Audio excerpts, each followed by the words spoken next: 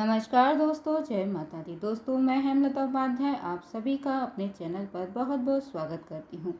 दोस्तों, आज हम जानेंगे बाबा भोलेनाथ की सावन महात्म का चौथा अध्याय। ईश्वर बोले, हे संत कुमार, अब मैं धारण पारण व्रत का वर्णन करूँगा। प्रतिपदा के दिन से आरंभ करके सर्वप्रथम पुनः वाचन कराना चाहिए। इसके बाद मेरी प्रसन्नता के लिए धारण पारण व्रत का संकल्प करना चाहिए। एक दिन व्रत धारण करें और दूसरे दिन पारण व्रत करें। धारण व्रत में उपवास तथा पारण में भोजन होता है। श्रावण मास के समाप्त होने पर सबसे पहले पुण्य हवन कराना चाहिए। इसके बाद हे मानन आचार्य तथा अन्य ब्राह्मणों का वरण करना चाहिए। तत्पश्चात पार्वती तथा शिव की स्वर्ण निर्मित प्रतिमा को जल से भरे हुए कुंभ पर स्थापित कर रात में भक्तिपूर्वक पूजन करना चाहिए तथा पुराण श्रवण आदि के साथ रात भर जागरण करना चाहिए।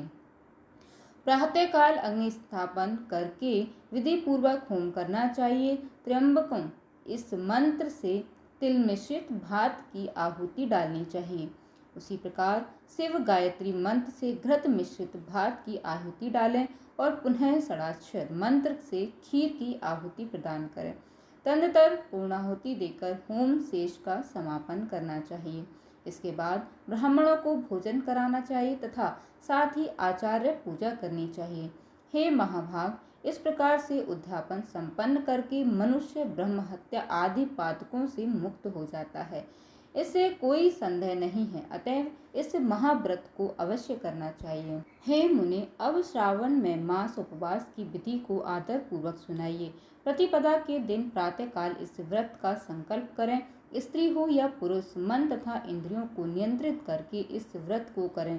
अमावस्या तिथि को लोक का कल्याण करने वाले वृष ध्वज शंकर की अर्चना पूजा षोडश उपचारों से करें। तदनंतर अपने सामर्थ्य के अनुसार वस्त्र तथा अलंकार आदि से ब्राह्मणों का पूजन करें, उन्हें भोजन कराएं तथा प्रणाम करके विदा करें। इस प्रकार से किया गया मास उपवास व्रत मेरी प्रसन्नता कराने वाला होता है। हे संत कुमार, मनुष्यों को सभी सिद्धियां प्रदान करने वाले लक्ष्य संख्या परिमित रुद्रवर्ती व्रत के विधान को सावधान होकर सुनिए। अत्यंत आदर पूर्वक कपास के 11 तंतुओं से बत्तियां बनानी चाहिए। वे रुद्रवर्ती नाम वाली बत्तियां मुझे प्रसन्न करने वाली हैं। मैं श्रावण मास में भक्ति पूर्वक त्रिभुवन के देव गौरीपति महादेव का इन 1 लक्ष्य संख्या वाली बत्तियों से नीराजन करूंगा। इस प्रकार श्रावण मास के प्रथम दिन विधि पूर्वक संकल्प करके महीने भर प्रतिदिन शिव जी का पूजन कर 1000 बत्तियों से निराजन करें और अंतिम दिन 71,000 बत्तियों से निराजन करें तथा प्रतिदिन 3000 बत्तियां आदर पूर्वक अर्पण करें और अंतिम दिन 13,000 बत्तियां समर्पित करें अथवा एक ही दिन सभी 1,00,000 बत्तियों को मेरे समक्ष जलाएं। प्रचुर मात्रा में घृत में भिगोई जो स्निग्ध बत्तियां होती हैं वे मुझे प्रिय हैं। तत्पश्चात मुझ विश्वेश्वर का पूजन करके कथा श्रवण करें। संत कुमार बोले, हे देवदेव, हे जगन्नाथ, हे जगदानंदकारक, कृपा करके आप मुझे इस व्रत का प्रबंध बताएं। हे प्रभु, इस व्रत को सर्वप्रथम किसने किया था तथा इसके उद्यापन में क्या विधि होती है? ईश्वर बोले, हे ब्रह्मपुत्र, व्रतों में उत्तम इस रुद्रवर्ती व्रत के विषय में सावधान होकर सुनिए। यह व्रत महापुण्यप्रद, सभी उपद्रवों का नाश करने वाला है, प्रीति तथा सौभाग्य देने वाला, पुत्र को समृद्धि प्रदान करने वाला, व्रत करने वाले के प्रति शंकर जी की प्रति उत्पन्न करने वाला तथा परम पद शिवलोक को देने वाला है। तीनों लोकों में इस रुद्रवर्ती के समान कोई उत्तम व्रत नहीं है। इस संबंध में लोग यह प्राचीन दृष्टांत देते हैं। क्षिप्रा नदी के रम्य तट पर उज्जैनी नामक सुंदर नगरी थी। उस नगरी में सुगंधा नामक एक परम सुंदरी वीरांगना थी। उसने अपने साथ संसर्ग के लिए अत्यंत दुष्यह शुक्ल निश्चित किया था। 100 स्वर्ण मुद्रा देकर संसर्ग करने की शर्त राखी। उस सुगंधा ने युवकों तथा ब्राह्मणों को भ्रष्ट कर दिया था। उसने राजाओं तथा राजकुमारों को नग्न करके उनके आभूषण आदि लेकर उनका बहुत तिरस्कार किया था। इस प्रकार उस सुगंधा ने बहुत लोगों को लूट लिया था। उसके शरीर की सुगंध से कोष भर का स्थान सुगंधित रहता था। वह पृथ्वी तल पर रूप, लावण्य और कांति को मानो निवास स्थली थी। वह 6 रागों और 36 रागिनियों के गायन में तथा उनके अन्य बहुत से वेदों की भी गान क्रिया में अत्यंत कुशल थी। वह नृत्य में रंभा आदि देवांगनाओं को भी तिरस्कृत कर देती थी और अपने एक एक पग पर अपनी गति से हाथियों तथा हंसों का उपहास करती थी। किसी दिन वह सुगंधा कटाक्षों तथा बहोम चालान के द्वारा काम बाणों को छोड़ती हुई क्रीड़ा करने के विचार से क्षिप्रा नदी के तट पर गई। उसने ऋषियों के द्वारा सेवित मनोरम नदी को देखा। वहाँ कई विप्र ध्यान में लगे हुए थे तथा कई जप में लीन थे, कई शिवार्चन में रत थे तथा कई विष्णु के पूजन में तल्लीन थे। हे महामुनि, उसने उन ऋषियों के बीच विराजमान मुनि वशिष्ठ को देखा। उनके दर्शन के प्रभाव से उसकी बुद्धि धर्म में प्रवृत्त हो गई।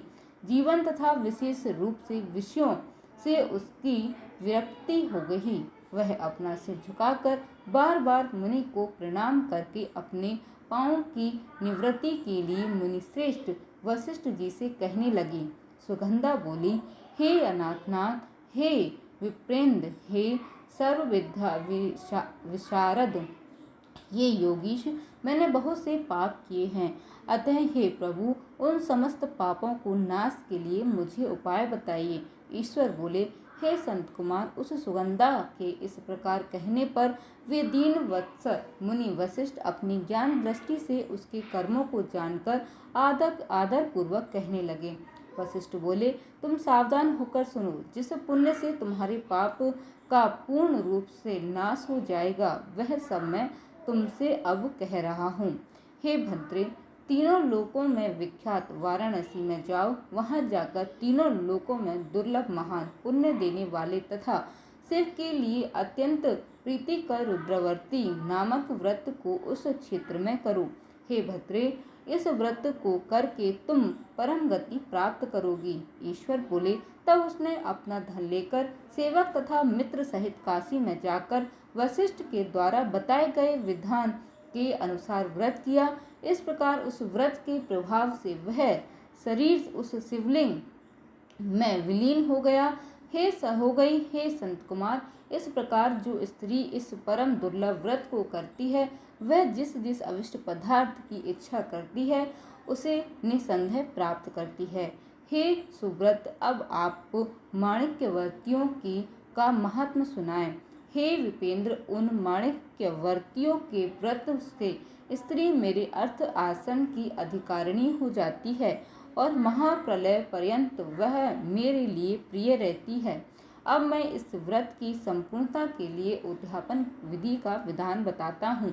चांदी की बनी हुई नदीश्वर की मूर्ति पर आसीन सुवर्ण में भगवान शिव की पार्वती सहित प्रतिमा को कलश पर स्थापित करना चाहिए और विधि के साथ पूजन करके रात्रि में जागरण करना चाहिए।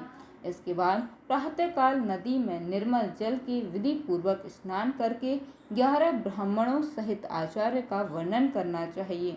तत्पश्चात रुद्र सूक्त से अथवा गायत्री से अथवा मूल मंत्र से घृत, खीर तथा बिल्वपत्रों का होम करना चाहिए। इसके बाद पूर्णाहुति होम करके आचार्य आदि की विधिवत पूजा करनी चाहिए तथा सप्तनी 11 उत्तम विप्रों को भोजन कराना चाहिए। हे संत कुमार, जो स्त्री इस प्रकार से व्रत करती है, वह समस्त पापों से मुक्त हो जाती है। तत्पश्चात विधान पूर्वक कथा सुनकर स्थापित की गई समस्त सामग्री ब्राह्मणों को दे देनी चाहिए। इससे निश्चित रूप से 1000 अश्वमेध यज्ञों का फल प्राप्त होता है।